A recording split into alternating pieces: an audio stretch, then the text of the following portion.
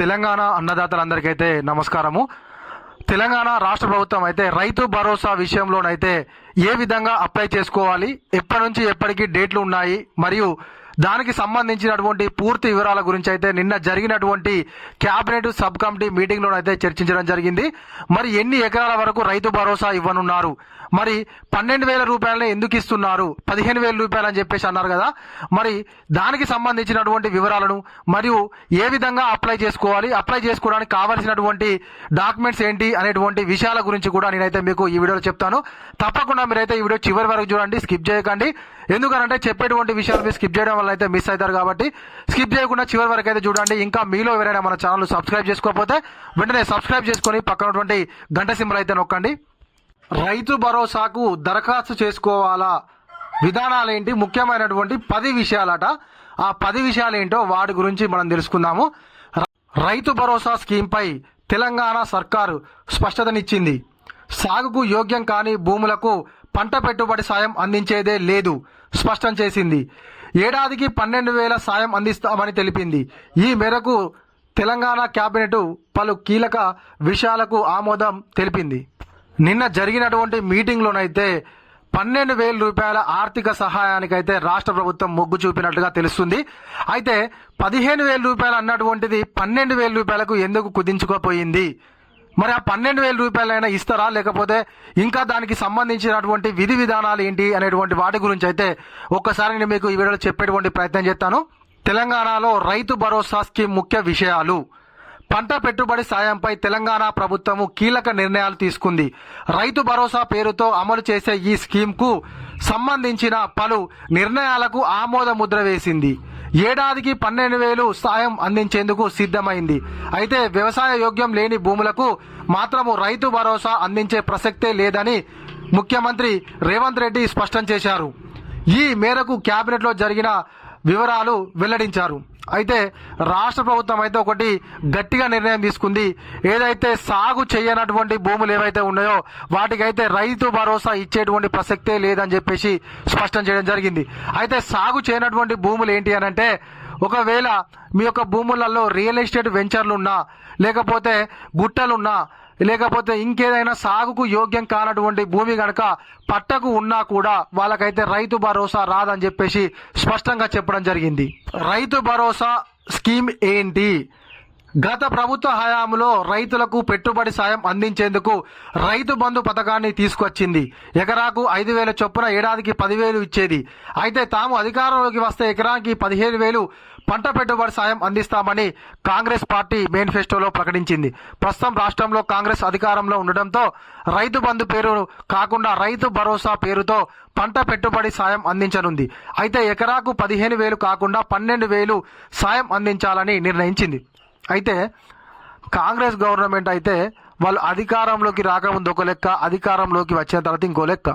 ఎందుకు నేను ఈ మాట అంటానంటే, ఫస్ట్ ఆఫ్ ఆల్ ఏంటంటే, మనకు వడ్లకు 500 బోనస్ ఇస్తామని చెప్పేసి అన్నారు. అది సన్న వడ్ల, దొడ్డు వడ్ల అని చెప్పలే. అధికారంలోకి వచ్చిన తర్వాతకి కేవలం సన్న వడ్లకు మాత్రమే మేము 500 బోనస్ ఇస్తామని అన్నారు. మళ్ళా ఈ యొక్క మనకు రుణమాఫీ ఉంది కదా, రుణమాఫీ ఏంటంటే అర్హులైన ప్రతి ఒక్కరికి కూడా మేము రుణమాఫీ చేస్తామన్నారు. ఇప్పటికీ కనీసం 70% రుణమాఫీ మాత్రమే అయిపోయింది. ఇంకా 30% రుణమాఫీ అలానే మిగిలిపోయిందని చెప్పేసి అసెంబ్లీ సాక్షిగానైతే ఆ యొక్క గవర్నమెంట్లో ఉన్నటువంటి ముఖ్యమైనటువంటి వారే చెప్పడం జరిగింది.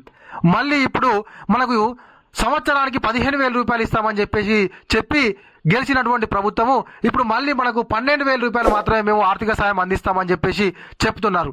మరి ఇందులో ఎంతవరకు మీరు ఇచ్చినటువంటి హామీలను మీరు నిలబెట్టుకుంటున్నారు? మీరు రైతు సంక్షేమ ప్రభుత్వం అని చెప్పేసి చెప్పుకుంటున్నారు కదా, ఏ విధంగా ఇది రైతు సంక్షేమ ప్రభుత్వం అయితే అని చెప్పేసి తెలంగాణలో ఉన్నటువంటి ప్రతి ఒక్క అన్నదాత కూడా ప్రభుత్వాన్ని అయితే క్వశ్చన్ చేస్తున్నారు. రైతు భరోసా స్కీమ్ 6 ముఖ్యమైన అంశాలు. పంట పెట్టుబడి సాయం అందించేందుకు కాంగ్రెస్ ప్రభుత్వం తీసుకొచ్చిన స్కీము రైతు భరోసా. ఈ స్కీమ్ కింద రైతులకు పంట పెట్టుబడి సాయం అందిస్తారు. రైతు భరోసా కార్యక్రమాల్లో భాగంగా వ్యవసాయ యోగ్యమైన భూములన్నింటికీ రైతు భరోసా సాయం అందిస్తారు. ఇదే విధాన్ని కేబినెట్ భేటీ తర్వాత ముఖ్యమంత్రి రేవంత్ రెడ్డి ప్రకటించారు. ఎలాంటి షరతులు లేకుండా ప్రతి ఎకరాకు రైతు భరోసా అందించాలని నిర్ణయించారు. అయితే మనం అనుకున్నట్టుగానైతే ఎన్ని ఎకరాల వరకు సీలింగ్ విధిస్తారో అనేది కూడా మనకు స్పష్టతనివ్వలేదు.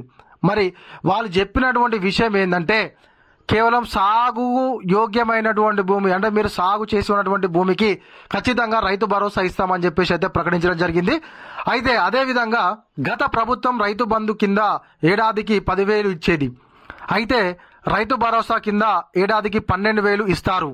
వ్యవసాయానికి యోగ్యం కాని భూములు అంటే రాళ్ళు రప్పలు గుట్టలు రోడ్లు నిర్మాణంలో కోల్పోయినటువంటి భూములు, మైనింగ్ చేస్తున్నటువంటి భూములు, నాలా కన్వెన్షన్ అయిన భూములు, రియల్ ఎస్టేట్ వెంచర్లు చేసినటువంటి భూములు, పరిశ్రమలకు తీసుకున్న భూములు, రైతుల నుంచి ప్రభుత్వం సేకరించినటువంటి భూములకు రైతు భరోసా వర్తించదు.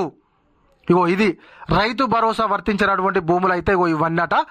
అదేవిధంగా వ్యవసాయ యోగ్యంకు భూములు వివరాలకు సంబంధించి రెవెన్యూ అధికారులు గ్రామాల వారీగా సమాచారాన్ని సేకరించి గ్రామ సభల ద్వారా ప్రజలకు వివరిస్తారు.